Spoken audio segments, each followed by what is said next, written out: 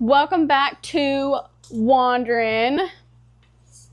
Me and Joe already did an episode, but we had to redo it because we were in Costa Rica and it was late and Sleepy Pants over here was yawning the whole time. I was tired. So we redoing it for you guys, okay?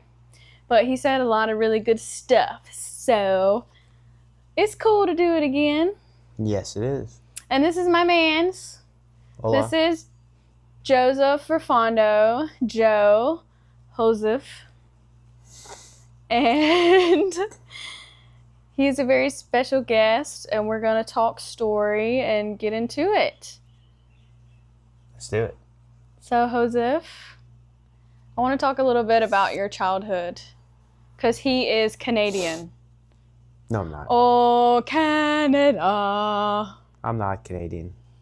I was born in Montreal, but I'm not Canadian. Okay, you were born in Montreal. Yeah. You're not where you're born from, Armo. You're not. You're not where you're born from? I mean, you're not where you're not from where you're yes, born. Yeah. I'm dyslexic right now. Yeah, because I was born in Mobile, Alabama, but I don't say I'm from Mobile, Alabama. I know. So you were born in Canada. I was. How did you get to America? I left North America when I think it was like 2. So my brother was born, and then my family moved to Dubai, and I was there for a little bit, actually quite a bit, and then we bounced around Europe because of my dad's job, and we went to Dubai because of my dad's job, and then we bounced around Europe because of my dad's job, and then we were supposed to settle in France, but he got a good opportunity to come to the U.S., so I got to the U.S. when I was 11 to New Jersey. You moved to New Jersey. Yep. At 11. Yep. I hated it. It was the weirdest thing. Why did you hate it? Because it was such a different culture shock. Both my brother and my mom, we just hated it. We hated it. Like, such a different culture. What was the culture shock for you? What was so different?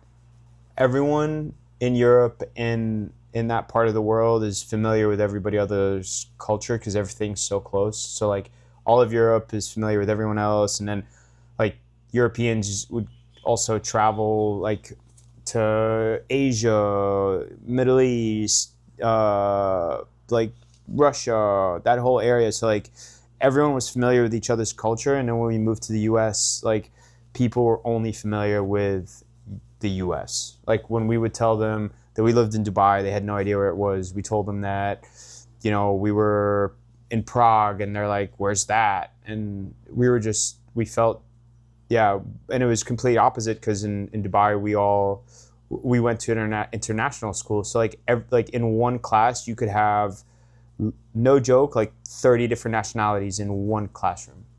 But did you know anything about America? From what we knew in the movies.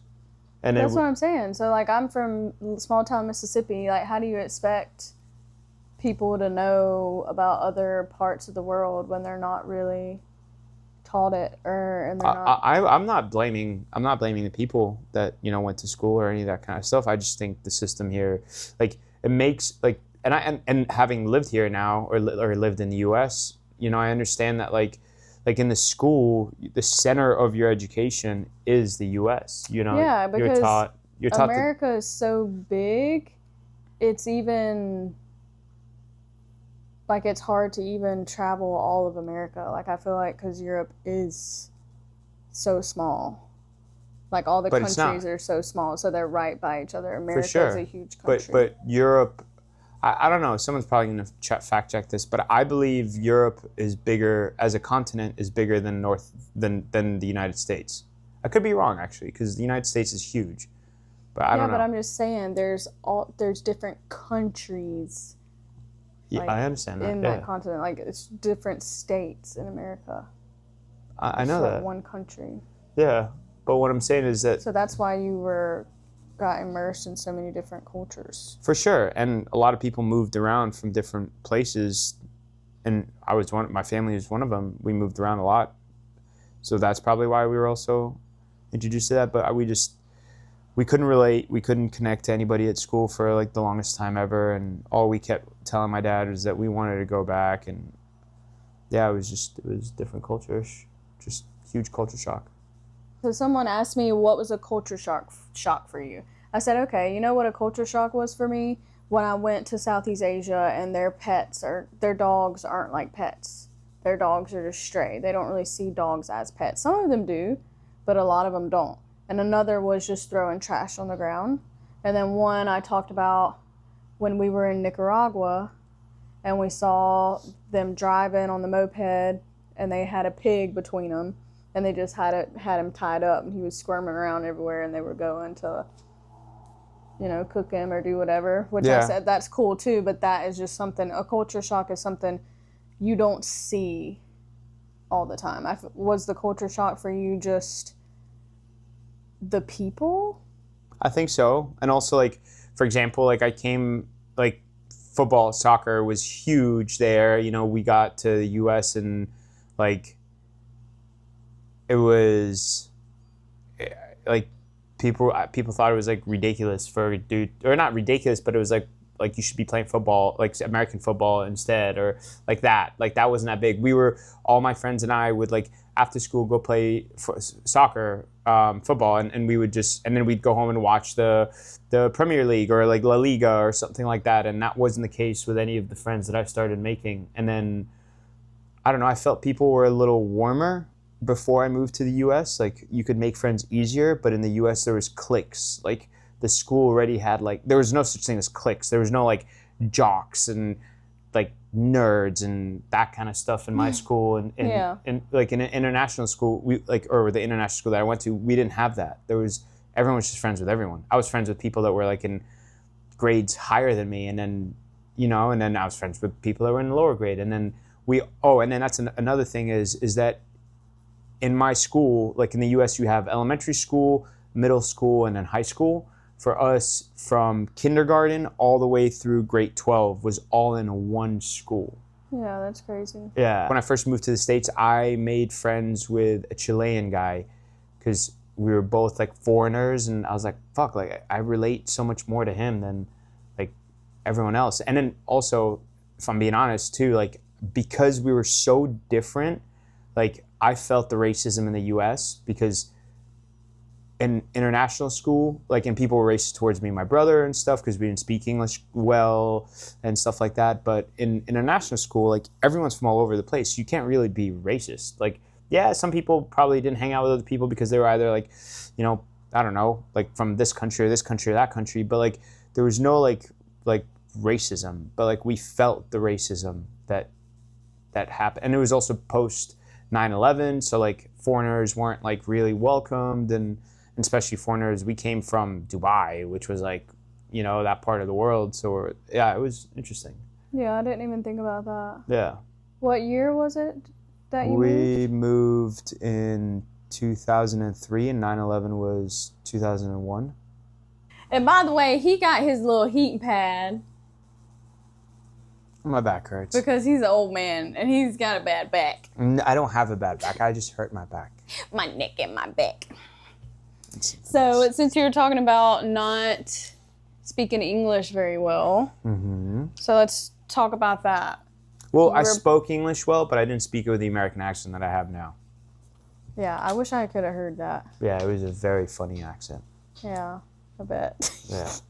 So you were born in Montreal, Canada. Your first language was French. Yep. And then when you moved to Dubai, we learned Arabic and English at the same time. My dad's dad spoke Greek till the day he died, and he taught my dad Greek. And then them two growing up in school learned Arabic, both my mom and dad. Okay, but where is your mom and daddy from? My mom was born in Cairo. My dad was born in Alexandria. My dad's family's Crete, from, like, they're Greeks. But they moved, I think we talked about this in the last podcast, his family moved to Alexandria because Alexandria was the place to be back in the day. So, like, back in the day, there was a lot of Armenians, Greeks, and Italians that moved to Alexandria So your parents are both from Egypt. Yes. You're Egyptian. I don't think so. I have Egyptian in me, I guess, or I have heritage. So when people are like, what's your ethnicity, what do you say? Greek and Egyptian. Back to languages. Back to languages. French, English, and Arabic. Yup. Because they speak Arabic in Egypt. Yup. But they speak Arabic in a lot of places, correct? Yeah, there's like all of North Africa. A lot of North Africa speaks French and Arabic.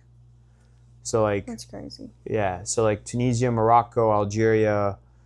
I feel like I'm missing a country. No, Libya. Libya only speaks Arabic, but Tunisia, Morocco, and Algeria, they speak French and Arabic fluently, and Morocco speaks Spanish as well as that. And then in Egypt, they speak Arabic, but they all speak a different dialect of it. Yeah, I remember you saying that. Yeah, and then Lebanon speaks French and Arabic, but also different dialect of that. That's a lot. Yeah. And then in Dubai, they speak a whole different dialect too. I just speak a little language with a dialect of hillbilly and broken English and double negatives. Maybe one day I'll be able to speak a little bit of Spanish. A lot of bit of Spanish. And that's also something you can speak a little bit. Very Spanish. Little. Very. We little. just went on a trip to Nicaragua and Costa Rica. I was only there for a day, but Joe was there for a while. And he did very good. I could get by, but I want to be fluent. What is your favorite language to speak? Really grateful that I can speak Arabic because it's cool as fuck. Like you can communicate with a lot of different people from different countries, so that's cool. And plus it just sounds weird and fun and cool at the same time. It's one of the craziest languages I've ever heard. And then I like the little bit of Greek that my dad taught me and the couple of words that I picked up. I think it also sounds really cool. Every time you start talking in Arabic, I do a double take. I'm like, who this? This my man? This my man speaking this foreign tongue? Okay. Pop off. I'm like, this is a different person. I do not know him. No, I love it. I think it's so cool. And I loved meeting your parents and hearing your dad's stories. And I definitely want to get to that side of the world eventually. It's cool. It's pretty. You grew up traveling all over the world. Yeah, because every summer we would travel too, which is really cool. Was that hard for you, or did you like it when you were younger? Or do you really remember? Yeah, I do remember. I remember a lot of it, actually. I loved it. I love traveling. I think it was really cool. And I'm so grateful, especially after coming to the U.S. and then hearing so many people because I got here at the end of middle school before I went to high school, and telling people where I went, and some people had never even been on planes, and I'm like, whoa, that's, yeah. I felt so blessed. I was 18.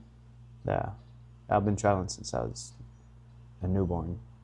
Well, that's good you liked it, because I feel like some kids, especially if they're in a military family or something, it's hard when they're moving around so much. I definitely hated the moving part, but I liked the traveling, going to visit new places. I still talk to some of the people in the international school that I made friends with when I was in Dubai, but yeah, and that was part of the reason why my brother and I hated it, is we missed everyone, and it was hard for us to fit in New Jersey, but eventually it did happen, just like whenever you give anything time, it happens, so it was cool. What did y'all eat over there? What's a main dish? Where? In Dubai. They don't have culture. I mean, they do, but I wasn't. They don't have a cultural dish? I'm sure they do. I mean, I wasn't in it's not I can't explain it. It's you don't get invited into that culture, and they don't have UAE, because Dubai is in the UAE, United Arab Emirates. Yeah. So they don't have UAE restaurants.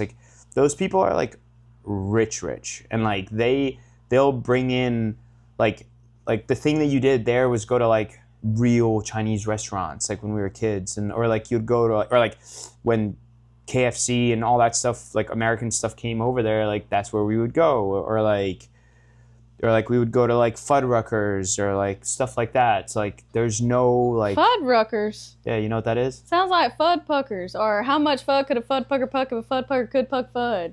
I don't know what any of that means. No, people here listening would know what a Fuddruckers is. There's a Fuddruckers in Vegas. Yeah. Yeah. Fuddrucker? Yeah. Is it a seafood? No, it's like burgers. Oh. Yeah. Wait, that's an American thing? Yeah. What? Yeah. That's an East Coast thing. I don't think so because it's in Vegas. What? Yeah. I've been to Vegas. I ain't never heard no Fuddruckers. I'm pretty sure it's in Because Vegas. I would have sang the Fud Pucker song. Yeah, there's a Fuddruckers. There's a Fuddruckers in the East Coast, but yeah, I'm pretty sure it's there too. I might be saying this wrong, but a Fud Puckers was like somewhere we'd go eat at like in Orange Beach, Alabama or something. It's like somewhere on the beach, and they'd have shirts that would say that. Oh. How much Fud could a Fud Pucker puck if a Fud Pucker could puck Fud? Sounds like you're saying bad words. I know. Yeah. And I think I had one of those shirts as a kid. I know. That's pretty cool. Can't believe my mom will let me wear that. But what about the food in Egypt? That's different. What's the food like? What you eating? The food there is bomb. Like, it's like Greek food. So, like, they're both very similar. So, you do, like, I don't know, like the tabbouleh salad. They have that there. I don't know if probably people, like, if you ever went to a Mediterranean restaurant, that's the food that's there. So, like, it's Mediterranean food. And then, like, the grilled. Yeah, I've had a pita wrap. Yeah, but it's, like, legit And there. lamb And and shawarmas, stuff. you know what a shawarma is? Shawarma. Yeah, it's a shawarma. Yeah, and you would have shawarmas. It's a shawarma? What? It's a shawarma? What are you talking I about? thought it was pronounced a shawarma. Shawarma? Yeah, like a kebab. Kebab is different. Kebab is different than a shawarma. SCHWARMA? Shawarma, yeah. I thought it was pronounced shawarma. How am I pronouncing it? We're saying the same thing. No. Say it again. Shawarma. You're saying shawarma. I'm saying shawarma. Yeah, I don't think you're saying it the right way. I don't think I am either. Yeah. But this is good to know. Yeah. Say it one more time. Shawarma? Shawarma? Yeah. Shawarma. Yeah. Not just shawarma. Shawarma. Yeah. It's shawarma, not shawarma. I think you can say it either way. Really? Honestly. Yeah. Okay. Yeah. We're going to have to fact check that one. Yeah. But yeah, it's that, and it's like dolmas in Greek. In Greek, it's called dolmas, and in Egypt they call it warana. It's like grape leaves. Yeah, grape leaves stuffed with like rice and meat and stuff like that, and that shit's bomb. We and, had also Greek salad last night. Yeah, we did. It was bomb. I gotta go. I gotta go so I can eat this food. It's so good. And then like the sweets are really good too. You know what a baklava is? Yes. Yeah, so it's like stuff like that. Mm. Yeah. But it's the food there is phenomenal. Yeah. Yeah, it's freaking bomb. I gotta go. After Jersey, where'd you go? So after Jersey, I left home at 16, and I went down to Florida. I went to Tampa, and then I was there for 4 years, and then I joined the military, and then I didn't last too long, so I left, or got separated, and then I traveled. I went to Aruba. I lived there for like 2 years, 2.5 years, and then I went to Moscow for like 6 months, and then I came to Hawaii, but in between that, I got to travel a little bit more. And how long have you been in Hawaii? Since 2017. Why everybody I talk to make me do the math on these years? I don't know. Because y'all don't even know the math. Yeah, because I think after your first like 3 years, you're just like, whatever. That's 8. Yeah. So talk a little bit about Aruba. Aruba was so cool. Jamaica, mama, na, na, na, na, na. You like, wait, where's the Aruba part? Aruba, mama, come on, pretty mama. You know what I'm talking about? I do. Kokomo? I know the song, Down in yeah. Kokomo. Or I've heard of this song. Did they like that song over there? I mean, they play it for the tourists, yeah. Oh, shit, yeah. White people love this. Yeah. Yeah, it's exactly it. But what do they listen to? What kind of music do they listen to? Papiamento songs, and then they also have like Dutch songs. They have like a lot of Dutch influence. Because they speak Papiamentos, right? They speak Papiamento, and then they're part of the Dutch kingdom, but they're an independent country. So it's like Puerto Rico for the U.S. And then there's They're part of the Dutch Antilles. So like Aruba, Bonaire, Curacao are all part of the Dutch kingdom, quote unquote. But they're their own countries. And Dang. yeah. And Papiamento is like such a cool language. It's like Dutch, Spanish, Portuguese, and Italian all mixed together. How long were you in Aruba? Like a little over 2 years. Yeah. It was so cool. And he didn't leave willingly. Oh, I got deported. Yeah. I got deported. But I didn't do anything. I mean, I didn't do anything harmful or mean or anything like that. He just overstayed. I overstayed, and then the prime minister was going up for re-election, and it was during the time that Venezuela was in doing too well. So a lot of people from Venezuela were taking like speedboats or whatever, literally going, because Aruba is right off the coast of Venezuela in a way. On a clear day from the west side. Yep, from the west side you could see Venezuela, the mountains of Venezuela. So they would take speedboats like literally and then try and make it over and escape what's going on over there, because Aruba had like free healthcare, and it was just, and it's an incredible place in general. But so a lot of them would go over there. So he's like, yeah, I promise to like, you know, take out all the illegals and blah, blah, blah, blah. And the Dutch Marines were doing like, I don't want to say a raid, but they were like on the beach, like walking around, and like a lot of like illegals like me were working on the beach. I was a beach boy there. And yeah, so one of the guys came up to me as I was taking, and then my first love in the water, I surfed here and there, but like my first love on the board in the water was like windsurfing and kite surfing. So I was teaching a windsurfing class, and this one dude, this Dutch Marine guy came up and asked me a question. I forgot what it was, and in Papiamento, and I answered back in Papiamento. He can hear an accent. He said something in Dutch, and I didn't really quite pick it up. And he's like, "Where are you from?" And I was like, "I'm from America." And then he's like, "Where in America?" And I just said it, and then he was like, "Do you have work papers to be here?" And I was like, "Yeah." And then he's like, "What's your DEMAS number?" Or like, DEMAS is their immigration. So I was like, "I don't know, man." I was like, "I gotta go on this lesson." He's like, "You're not going anywhere." And so they called my number in, and then as I get to the shop, they already have my German colleague. She's in handcuffs because she was there illegally too. Julia, if you're listening to this. And then, so she was in handcuffs. They handcuffed us together. This is the craziest story. I don't know if I ever told you this. No, I've never heard any of this. Oh, this is the craziest part. You never told me how you got deported. Oh, okay. You just said I got deported. Oh, the airport thing. I think No, not even that. What happened when we were in the backseat of this is pretty fucking crazy. And Julia can attest to this.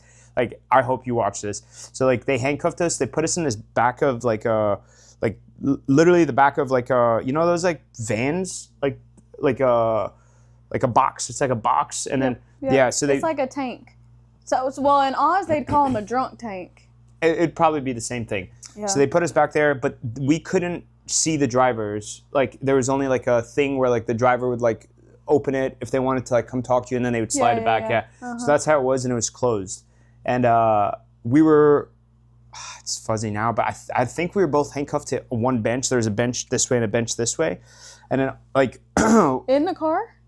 In the back, yeah. And there's, like, literally... So, because it's a box, right? So there's a bench here, and a bench here. Yeah. I was sitting on one side. Julia was sitting on one side, my German colleague. And we were talking. We were panicking, and all of a sudden she goes quiet. She's like, Joe. And she reaches behind the bench and pulls out a stash of euros. Like I swear it was like 300-400 euros or something like that, and like in rolls, and it was just like a stash of euros.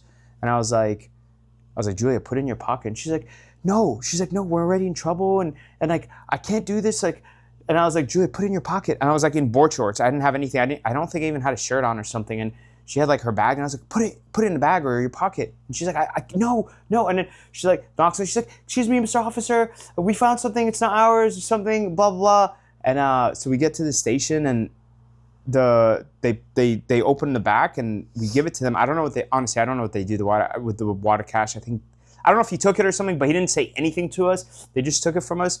We got processed, and then they took us to Oranjestad, which is like the capital. I mean, the whole island's tiny. What about all your stuff? Were you able to go get your stuff? I didn't get deported that day. Oh, so like, okay. So they took us. I thought they were like, no, you out. No, so like, get your ass on a plane. And that's the fucked up part, because I'm not like from the U.S., but I'm a U.S. citizen, and like she's German citizen, so like we get treated different. So that when they processed us and they took us to Randstad and they like sat us down and all that stuff, we actually, her boyfriend, I guess her husband now, he's from Portugal, and they got the owner of the company that we worked for, who's a Dutch guy, and they like pretty much talked to them to like let us out and stuff. But there was a Venezuelan guy that I was in the prison next to or with, and he was like, this is like my second time. He was like so nonchalant about it, and he was like, yeah, well, I'll be here until like they get a flight for me to get out of here and stuff. His family gets a flight for him.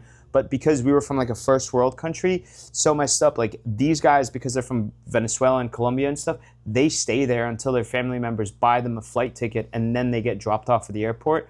But for us, because we were from a first world, like they took us out. They gave us a paper telling us like when we have to be out of the country by, and then they said that we need to turn in our passports the following day. So me and Julia had to come back and drop off our passports at this like marine spot or something like that, and then the day of my departure, they met me at the airport with my passport, and I went to go take my passport, and the guy literally walked me to the pass. Like there's a lot of people were waiting to get checked into their flight. Here's this guy, I had like 3 windsurf board bags and like my kite surf board bag, and like they just like walked me up to the thing. They had me check in. They didn't even give me my passport at that point. Past security, they still had my passport. It wasn't until the gate they gave me my passport, and they just like sat down. Yeah, it was weird. It was wild. That was the wildest. They were like, we just want a power thing. Well, they just wanted to make sure I was leaving the country. Yeah. Yeah. And then I ended up moving back 3 months later. Wait, you did? Yeah. I mean, I was supposed to stay there because I was trying to find a long-term way to stay there, and I ended up staying for a couple months, and I was like, I'm going to go to Hawaii. How did you get back in the country? So I was freaking out. Because... Wait, go back first. They put you in a jail cell? Yeah, but I didn't stay more than like, I want to say like we were there the whole day. A public jail cell? No. We were in a spot where like if we weren't going to get taken out or if we weren't going to get released, we probably would have stayed there. But I think it was like a 5 or 6 hour ordeal or 7 hour ordeal, me and Julia going through this whole process. And at some point, they cuffed me and Julia together to each other. How many days did they give y'all? Oh, they gave us like a month. What? Yeah, and I ended up going back to work the next day. Damn, that's pretty cherry. I know. Yeah. Wow. Yeah. That's a freaking slap on the wrist. Yeah, and like I said, what's messed up, all my colleagues at work were telling me the next day, they're like, dude, like, this doesn't happen. Like, if you're Venezuelan or Colombian, you're in prison until you go. That's sad. Yeah. So how did you get back in? Well, Aren't you marked when you're No, deported? and that's the thing. I thought I was, but the guys at the guy's name was Paul. He was like brothers with the owner of the company, Vela, and yeah. So I forgot what had happened. I reached out to them like, hey, can I come back and work or something? This is a couple of months later, and they're like, yeah. And I landed, and I was so terrified because they had changed it from U.S. citizens. We don't go through like a passport control. Us and the Arubians go through like this thing where like you literally just scan your passport and this gate opens up at immigration and you just walk through. Mm-hmm. I thought it wasn't gonna open up. I thought it was gonna start blinking red and shit, and they were gonna like be like, what the?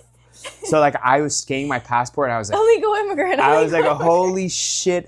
Why did I do this? Like I was literally second guessing every decision. I was like, why did I come back here? Like, but they let me in, and I just couldn't. I mean, I could have if I tried hard enough to find it, but everything happened the way it was supposed to be. I'm here, and yeah, and I'm grateful for it. So when you were in Aruba, you decided to go to why Hawaii?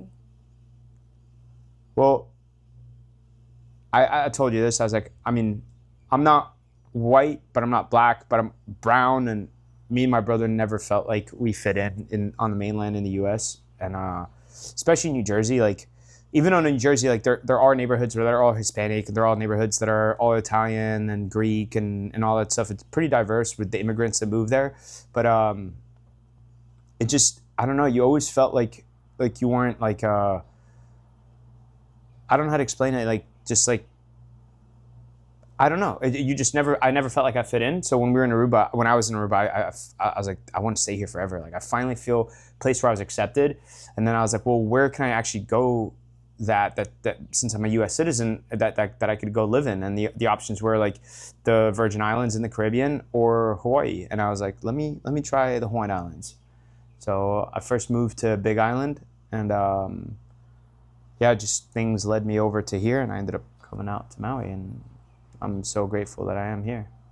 The places that you chose, like after, like Florida and then Russia. Yeah.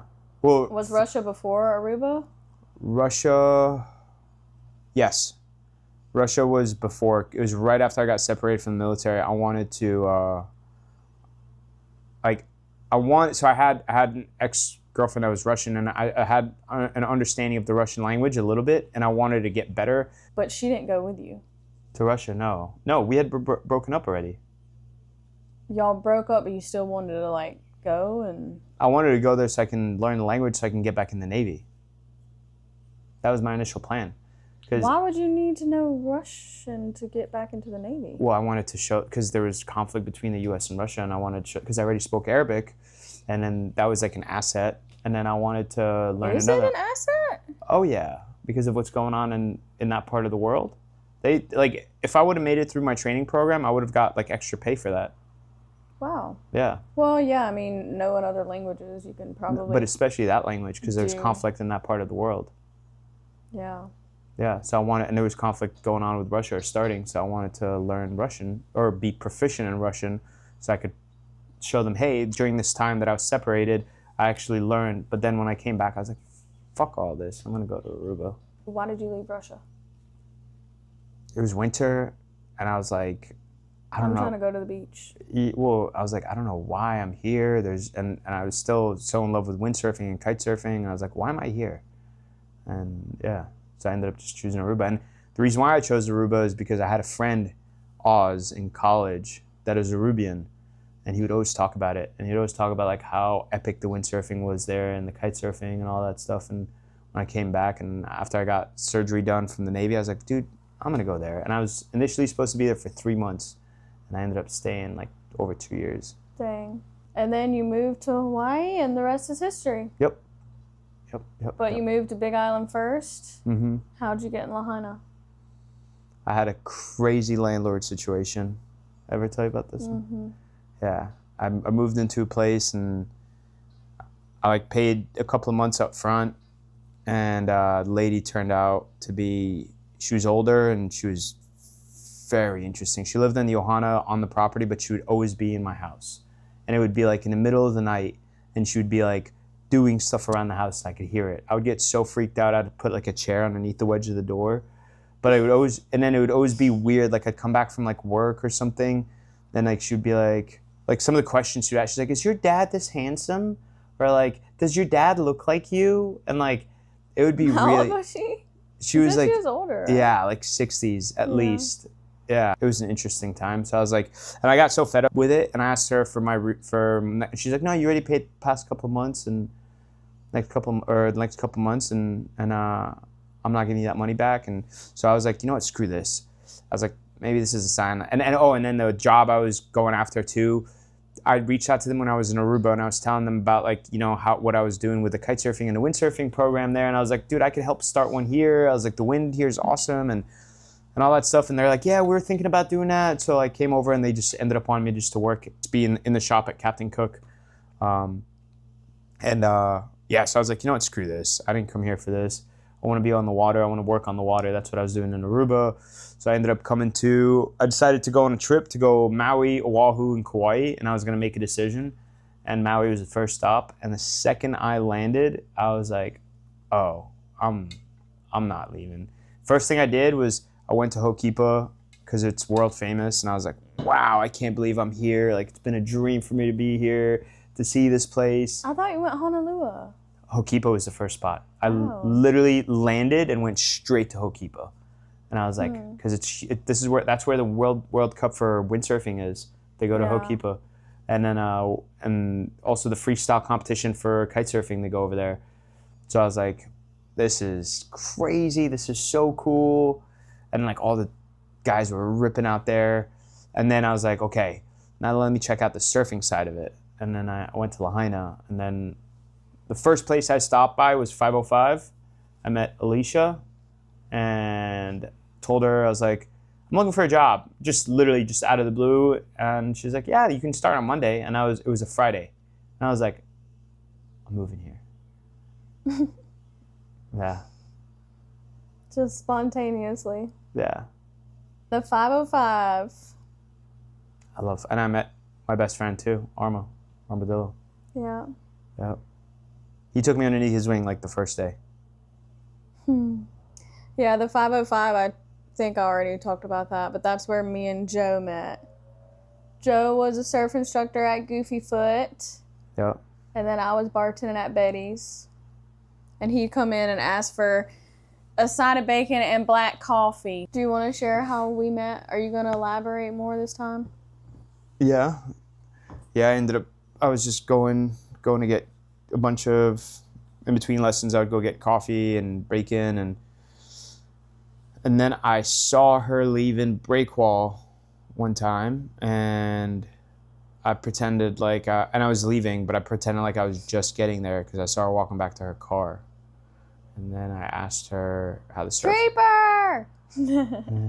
I asked her how the surf was, and then I told her... I didn't hear an accent before when I was talking to her at the bar because I would just ask her for coffee and bacon. But then I heard an accent, and then... Yeah. I hear an accent. Where are you from? Yep. She said New York, and I was like, totally. And then you asked for my number. Yep. He asked me on a date, and we went on a date on an outrigger, but it was with a bunch of other people. So that was fun. Jomo, Petra, and Armadillo. Because I was hesitant to go, because I wasn't really dating. And I was like, all right, I'll go. But it was really fun. I'm so glad I did. Yeah, it was really cool. And then we hung out a couple more times, and then I left for Asia for 2 months. Left for Asia for 2 months. We still chatted. And then I got back. And then we started dating. Mm-hmm. Y'all, he used to come in the restaurant, no shoes, no shirt, and you're supposed to wear a shirt and shoes, but you couldn't really tell the boys that they were coming in from surfing because they were just in and out in the water, in and out in the water. And he was coming in, just the biggest smile on his face, just so stoking. And I'm like, I don't know. I just thought, I was like, of course this guy is really good looking. I know he knows he's really good looking. He's probably not the nicest guy. And he's like buff. And then I was just like, oh gosh, here we go. But then once I started talking to you, you're like the nicest person ever. I was like, wow. Can't judge a book by the cover. That's true. I was judging hard. Yep. Paul Jesus wasn't. He said he could come in without a shirt on. He's the exception. I'll never forget when he told me that. I was like, okay. Paul, if you listen to this, I love you. How many countries have you been to? I actually don't know. You don't know? I don't know. I added up mine. What was it? 16. That's a lot. Really? Yeah. I don't think that's a lot. I guess compared to Jay, 60-something, and then her friend has been to 64 plus. He's like, on his Instagram, it's like 64 and counting. Like, that's insane. I've been to 16 countries and 15 states. My dad's friend in America is in this, like, group. Like, he was like a uncle to me and my brother growing up. He's in, like, the elite. There's just, like, I don't know if it's on Instagram or Facebook or whatever. They're, like he's talking to people that only have, like, 5 left. Or I think he's got, like, 7 left, and he's gone to every country in the world or something. Like, it's kind of wild. How many countries are there? I don't know. Surfing. What is your gnarliest wipeout story? There's a lot of those. Really? Yeah. What? Yeah. Are you kidding me? I've gotten humbled so many times. I feel like I've gotten worked way more than you. maybe got in the time that scars to we've prove it. known each other, but yeah, I've gotten home. That's what I love about it, is that it's just like martial arts. Ever since I stopped fighting, it's just like martial arts. It fucking humbles the shit out of you, both physically and also like just skill wise. Like, you think you're good, and then one day you go out and you're like surrounded by all these rippers, and you're like, oh my god, I suck so bad, and your ego gets hurt so much. But then you're like, I'm just gonna keep trying and keep trying and keep. I grew up on the water. Like, Yeah. I grew up going to Orange Beach and being in Florida and on the river, but it's not the same like when you start paddling out and you're really just out there in the middle of the ocean. Like, I never respected the water then like I do now. Yeah, I think Like, you have to go in with respect. The ocean is just so funny to me. She'll be so gentle and so sweet, and then all of a sudden it's like, yeah, bitch, don't forget who I am, okay? Yeah, and that's the coolest In part. any given moment, like the way that the water can change literally in seconds is just insane to me. I love that part of it. Yeah. I really do. Also, I love the surf culture here in Hawaii, because it teaches you humility, teaches you respect. I also just love the culture in Hawaii in general. Like, I love the Aruba, but I'm so grateful to live here. I'm so grateful to be around like this culture, and to have like Kanaka friends, and to just have local friends and learn from them about this culture. I don't know. I think it ties in with the water too, because they're water people. But yeah, I fucking love it here. What's awesome about Aruba is that, yeah, you know, I had to earn my place there, but it was more like after like my first year, they're like, oh, he's like, I would tell people, yeah, you know, I live in New Jersey, blah, blah. I would tell them my story, and they're like, he's a Arubian, you know, and they're already like calling me a Arubian. But the cool thing is about it here is like, you really have to earn your place. Like, the aloha is real, but you have to earn it. It's not freely given. Yeah, and I honestly love that, because it shows you both sides of Hawaiian culture, like the aloha, but also like the warrior culture. Like, and that's what kept me here, is that you earn your place, and once you earn it, it's such a beautiful feeling. It's such an incredible like community that comes together, and they look out for you. And when you become part of the community, especially like me having been on the west side ever since I've been here, like, I'm grateful to have, you know, to feel like I am part of a community, and I'll cherish that forever, and I'll protect that forever as well. And I take that back. Some people have definitely freely just given me aloha without even having to do anything. But I would say it is more of, you know, you gotta give respect to get it. Respect. Yeah. And that's that warrior culture that's out here that I love. And yeah, I totally agree with that. Especially with all like the heartache and stuff that goes on. Just like we were talking about in Costa Rica, and well, not really Nika. I mean, things are changing there, but in Costa Rica, we were in Nicaragua first, and then we went to Costa Rica, and when we got to Costa Rica, I was just like, what the? I was like, there's billboards everywhere. Everything is in English. Yeah, I was like, I don't like that. Like, when I travel, I want to, you know, like I said, I want to be immersed in their culture. I don't, like, I can be in America and be around English and American food. That's what's wrong with what's going on in Hawaii right now, is that people are moving here, and they have been moving here trying to change it rather than be a part of it. Like, and I think it would have been so different, and I think it was so different, like back in the early 60s and stuff, when white people, or even just like haoles, like people like me, like that aren't from here, or even like the Portuguese, like, which I think I look a lot more like Portuguese than anything else. Like, I look, you know what I mean? Like, in terms of like the ethnicities of people that moved out here. But like when they moved out here, they all tried to be a part of the culture. They didn't change it. And I think that's why back then, like, probably the Hawaiians like were welcoming, and that's why there's like mixtures of Hawaiians and Portuguese, and Hawaiians and Filipinos, and Hawaiians and Japanese, and like there was like they integrated.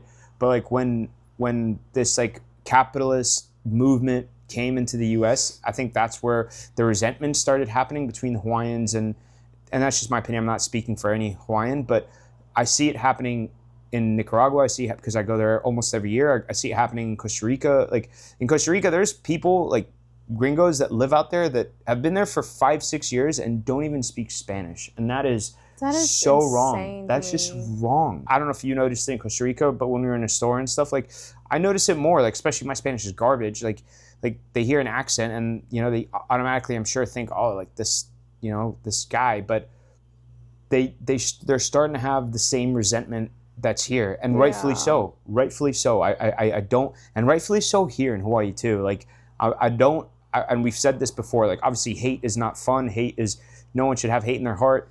But like I totally understand when Kanaka are not stoked on either tourists or immigrants moving out here. And I know the Arma episode, he said we're a part of the problem, and I agree, but I also disagree. Like I agree, yes, but like, and this is something I said to you in private, and I want to say it out. But like, where would someone like me go, right? Like I don't want to change Hawaii. I want to be a part of it. If they spoke Olelo, I would want to speak Olelo. I would want to speak Hawaiian. I would want to like be a part of the culture. But where would someone like me go? Like someone that was born somewhere, lived somewhere, moved somewhere else.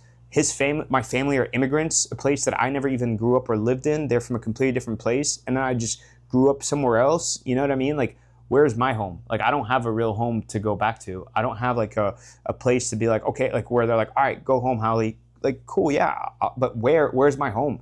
Like, I never felt accepted. I didn't grow up in New Jersey. I spent time there as a kid, like. Well, yeah. Where would I go? That's what me and Arma talked about. Like, home is a frame of mind. Yeah, and I agree with that.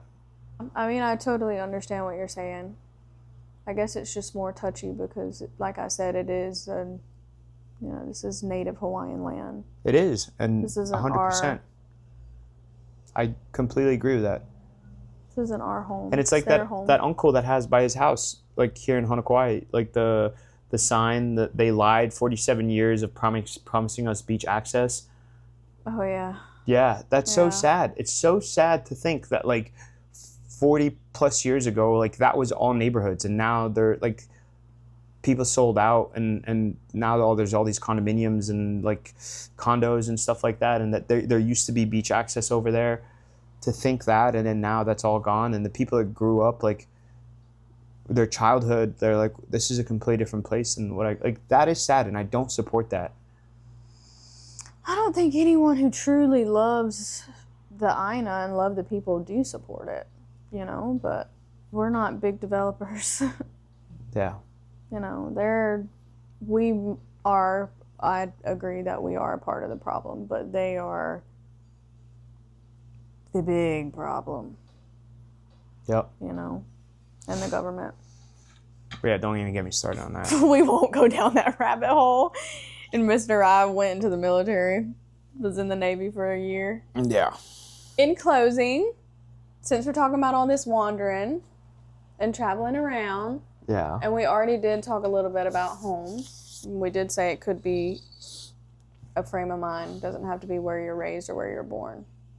What is a song that reminds you of home? True Love by Soja. And why that one? Because it was the first time that I left or lived outside of the U.S. after having moved when I was a kid. And like I said, I never felt like the U.S. was home or the mainland was home, or pretty much the U.S. because I don't consider it the U.S. here. But it was the first time I felt, and I was living in Aruba at the time, and I would, after work, if I wasn't hanging out with the boys or if we weren't going windsurfing for sunset, I would go sit at this water tower and just kind of like chill and just be with myself. And I would listen to that song on repeat, and I found so much gratitude, like being in Aruba. And I was like, I can't believe I'm in a place that I finally feel, not to sound corny or cheesy or anything like that, but finally feel accepted, or finally feel like yeah. And I had an Arubian family. My Arubian ma, she was fucking amazing. And yeah, she seems really sweet. Yeah, and I had like an Arubian brother, a Arubian sister. Like, it was so cool. Like, I'm ready to go. Yeah. Let's book our ticket. Yeah. You think you'd get flagged if you went back through? No. That song, that's like a that's like a preacher who only respects Sunday morning and not Saturday night. Yeah. Yeah. Yeah. That's a good line. It is. Okay. Catch y'all on the next wave. You like that outro? Yeah, I like that. Okay. Peace.